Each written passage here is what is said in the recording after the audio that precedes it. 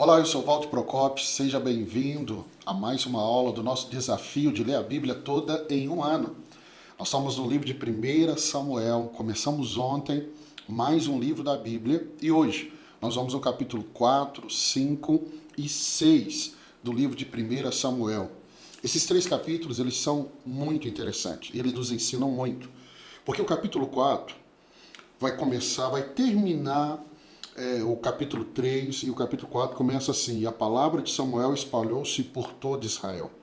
Samuel é um profeta que lá no final da vida dele, e nós vamos falar desse momento mais à frente, a Bíblia vai dizer que nenhuma palavra caiu da boca de Samuel, ou seja, Deus confirmou toda a palavra que ele falou. Então um profeta ele é confirmado pelaquilo que ele fala. Se a palavra não cair por terra e Deus cumprir a palavra, este é um homem ou uma mulher de Deus, um profeta de Deus. E o capítulo 4 é o momento que os filisteus eles tomam a arca. Deixa eu te lembrar de alguns pontos importantes. Os filisteus só estão nessa terra porque Israel não cumpriu a palavra do Senhor de expulsar todos eles. Então, você vai lembrar do livro de Juízes, que porque eles permaneceram, eles foram uma pedra de tropeço para Israel. Então aqui estão os filisteus, eles vão tomar a arca de Deus. Lembra da arca de Deus? Lá em Êxodo, foi o momento que começou a construção da arca. Nós vimos isso em Levítico e eu te falei que a arca, ela simbolizava a presença de Deus. O que eu quero te chamar a atenção é que nesse tempo aqui, e eu vou falar sobre isso mais, a arca de Deus, ela se tornou um amuleto para a nação de Israel. Então não é mais a pessoa de Deus, é um amuleto. Israel estava vivendo uma vida completamente errada e o que eles acreditavam? Se a arca estiver conosco, não importa a maneira que estamos vivendo, nós vamos vencer. Então a arca ela deixa de ser aquilo que Deus a criou para ser e se torna apenas um amuleto. Vamos aqui no capítulo 4. Por quê? Porque nós temos Israel, do verso 1 ao verso 11, Israel derrotada pelos filisteus e a arca da aliança é capturada. Olha o verso 2, vamos no verso 2. Os filisteus dispuseram suas forças em linha para enfrentar Israel. Intensificando-se o combate, Israel foi derrotado pelos filisteus, que mataram cerca de 4.000 deles no campo de batalha. Quando os soldados voltaram ao acampamento, as autoridades de Israel perguntaram: por que o Senhor deixou que os filisteus nos derrotassem? E acrescentaram: vamos a Siló buscar a arca da aliança do Senhor para que ele vá conosco e nos salve das mãos de nossos inimigos. Então você pode ler e pensar assim: eles buscaram porque a arca era o símbolo da presença de Deus. Mas entende, eu e você podemos cometer esses mesmos erros. Achar que, por exemplo, ir a um culto no domingo vai resolver a nossa vida. Não. Eles deveriam alinhar a vida deles com a presença de Deus. Então eles fizeram da arca de Deus apenas um amuleto. E o resultado vai ser novamente a derrota. E a arca vai ser levada pelos filisteus. E aí nós chegamos no verso 12. O verso 12, ele fala da morte de Eli. Eli é o sacerdote que está conduzindo o ofício sacerdotal na nação naquele tempo. E o que me chama a atenção aqui é que Eli, a Bíblia vai dizer, aqui ó, naquele mesmo dia, um benjamita correu da linha de batalha até Siló, com as roupas rasgadas e terra na cabeça. Verso 13. Quando ele chegou, Eli estava sentado em sua cadeira ao lado da entrada. Estava preocupado, pois em seu coração temia pela arca de Deus. O homem entrou na cidade, contou o que havia acontecido e a cidade começou a gritar. Eli ouviu os gritos e perguntou: o que significa esse tumulto? O homem correu para contar tudo a Eli. Eli tinha 98 anos de idade. Seus olhos estavam imóveis, ele já não conseguia enxergar. O homem lhe disse: acabei de chegar da linha de batalha, fugi de lá hoje mesmo. Eli perguntou: o que aconteceu, meu filho? O mensageiro respondeu: Israel fugiu dos filisteus e houve uma grande matança entre os soldados. Também os seus 2 filhos, Ofni e Finé, estão mortos, e a arca de Deus foi tomada. Quando mencionou a arca de Deus, Eli caiu da cadeira para trás, ao lado do portão, quebrou o pescoço e morreu, pois era velho e pesado. Ele liderou Israel durante 40 anos. Aqui nós temos a morte desse sacerdote. Por que a morte de sacerdote é importante ao ponto dele ser citado aqui na Bíblia? Porque no capítulo 1, 2 e 3, você viu a postura de Eli e de seus dois filhos, Ofni e Finéias. A Bíblia chama Ofni e Finéias como filhos de Belial. Tamanha a atitude deles de pecado contra Deus. E por meio de Samuel, Deus traz uma palavra, uma profecia, que Deus tiraria o sacerdócio da mão da família dos descendentes de Eli e passaria a outro sacerdote, que vai ser lá na frente, nós vamos ler sobre isso, o sacerdócio vai passar para a família de Zadok. E a família de Eli ficarão apenas nos portões, nas portas. Por quê? Por causa do pecado. Por que Israel está sendo derrotado? Por que a arca foi tomada? Por causa do pecado. O capítulo 4, ele termina nos mostrando, no verso 19 e 22, o nascimento de Icabote. Vou ler para você. Sua nora, mulher de Finéias, que era filho de Eli, estava grávida e perde da luz. Aí, quando ela ouviu a notícia, verso 20, enquanto morria, as mulheres que ajudavam disseram: não se desespere, você teve um menino. Mas ela não respondeu, não deu atenção. Ela deu ao menino o nome de Icabote e disse: a glória se foi de Israel, porque a arca foi tomada e porque o sogro e o marido havia morrido. E ainda acrescentou: a glória se foi de Israel, pois a arca de Deus foi tomada. O capítulo 4 termina com essa mensagem triste: a glória de Deus foi retirada. Não esqueça disso. O pecado nos separa de Deus. Isaías 59, o pecado nos separa de Deus. Então vemos a nação de Israel sendo derrotada. A arca de Deus pela primeira vez é tomada pelo inimigo. E o capítulo 4 termina com essa mensagem. Icabote, a glória de Deus se foi. E uma vez que a glória de Deus foi retirada, só existe um caminho para ela voltar, um caminho de arrependimento, de confissão do pecado, de humilhação para a presença de Deus. E aí nós entramos no capítulo 5, onde a arca de Deus é levada para Asdod e Ecrom, duas cidades dos filisteus. E aí o capítulo 5 começa assim: depois que os filisteus tomaram a arca de Deus, eles a levaram de Ebenezer para Asdod e a colocaram dentro do templo de Dagon, ao lado da sua estátua. Então a arca de Deus, que simbolizava a presença de Deus, agora está dentro de um templo a esse Deus Dagon.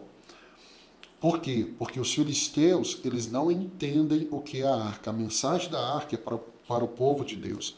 E o que nós temos no capítulo 5? Nós vamos ver do verso 1 até o verso 12 o desastre que acontece no meio dos filisteus por causa da arca. E aí nós temos o que? São as pragas enviadas por Deus aos filisteus, que vai afetar Dagon, que era o seu Deus. Vamos ver aqui, olha aqui o verso 9. Mas quando a arca chegou, a mão do Senhor castigou aquela cidade. Ele trouxe grande pânico. Ele afligiu o povo da cidade, jovens e velhos, com uma epidemia de tumores. Então enviaram a arca de Deus para Ecrom. Então, a presença de Deus ali e a maneira que estavam profanando a presença de Deus. No verso 6 diz assim: depois disso a mão do Senhor pesou sobre o povo de Asdod e dos arredores, trazendo devastação sobre eles, afligindo-os com tumores. Quando os homens de Asdod viram o que estava acontecendo, disseram: a arca do Deus de Israel não deve ficar aqui conosco, pois a mão dele está sobre nós e sobre nosso Deus Dagon. Então Deus vai ferir não só o povo, mas Dagon. Dagon vai cair por terra. Nós vamos ver aqui, ó, verso de número, vamos ver o verso de número 4. Mas na manhã seguinte, quando se levantaram de madrugada, lá estava Dagon caído, com o rosto em terra diante da arca do Senhor. Sua cabeça e mãos tinham sido quebradas, estavam sobre a soleira.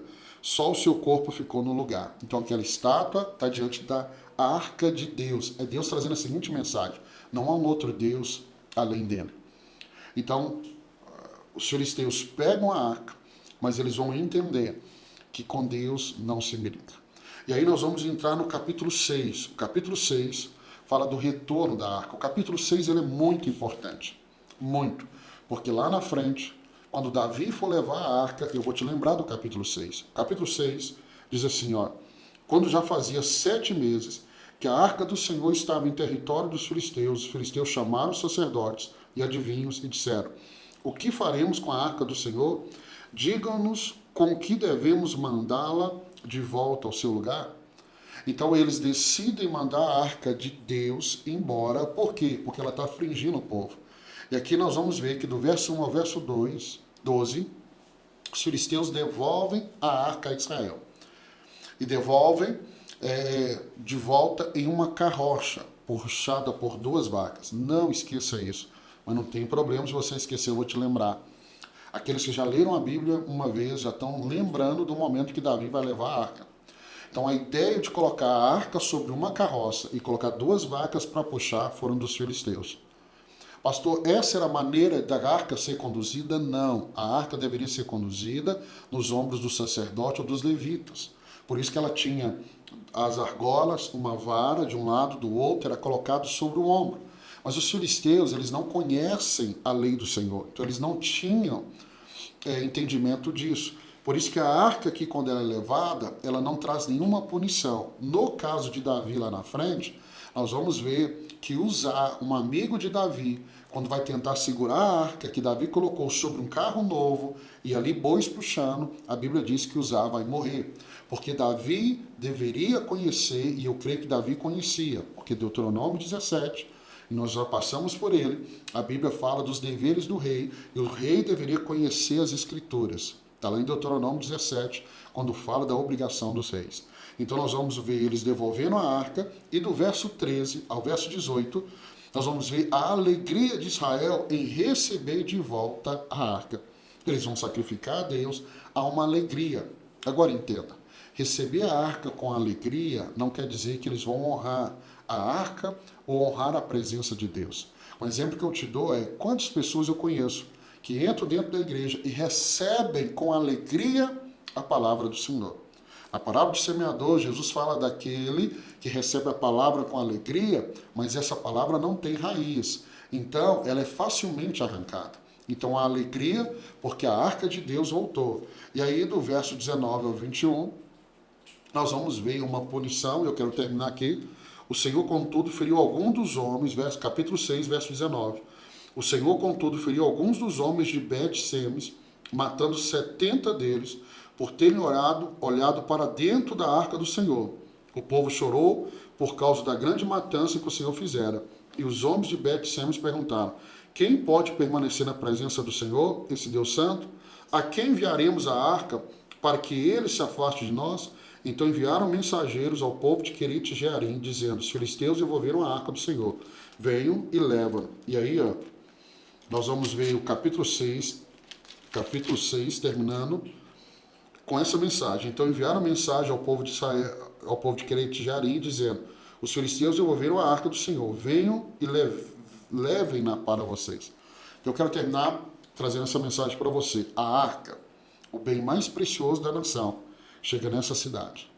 Mas eles, por curiosidade, vão abrir a arca. E nós temos orientação clara que isso não poderia acontecer. A arca ficava no Santo do Santo. Apenas o sumo sacerdote entrava ali. Então eles não souberam como manusear a arca. E a arca simboliza a presença de Deus. Eu termino hoje essa aula com você, trazendo ao seu coração esse seguinte entendimento. E eu queria que você entendesse isso. Nós não podemos brincar com a presença de Deus. A presença de Deus, ela exige de nós santidade, reverência. Eles próprios vão dizer: como pode alguém estar na presença desse Deus santo? É possível, com reverência, seguindo a palavra de Deus. E a Bíblia vai dizer que eles rejeitam a arca e eles mandam mensagem dizendo assim: pode buscar, fique para vocês. Ah, pastor, mas depois de tantas pessoas mortas, melhor é se livrar da arca. Não, meu irmão. Eles só morreram porque não seguiram a Escritura. Eles só morreram porque foram movidos por um espírito de curiosidade, porque não souberam lidar com a presença de Deus. Não há nada mais precioso do que a arca de Deus. Por isso, o capítulo 4, nós começamos a ler, fala da preocupação de Eli, um sacerdote que já estava idoso, cego, a Bíblia fala assim, gordo, que foi rejeitado. Mas ele entendia, como sacerdote, a preciosidade que era a presença de Deus. Não adianta. Você dá o melhor presente do mundo a uma pessoa que não sabe reconhecer o valor desse presente. Então eu termino com essa mensagem para você. Aprenda a valorizar aquilo que precisa ser valorizado. E não tem nada mais precioso do que a presença de Deus na minha vida e na sua vida. Dê à presença de Deus devido respeito, devido honra. Celebre, celebre, mas não só celebre, mas honre essa presença de Deus com atitudes que vão fazer com que essa presença permaneça na sua vida hoje e todo sempre. Que Deus abençoe sua vida. Se Deus permitir, amanhã nós vamos estar aqui com mais 3 capítulos, avançando na nossa leitura bíblica. Deus te abençoe.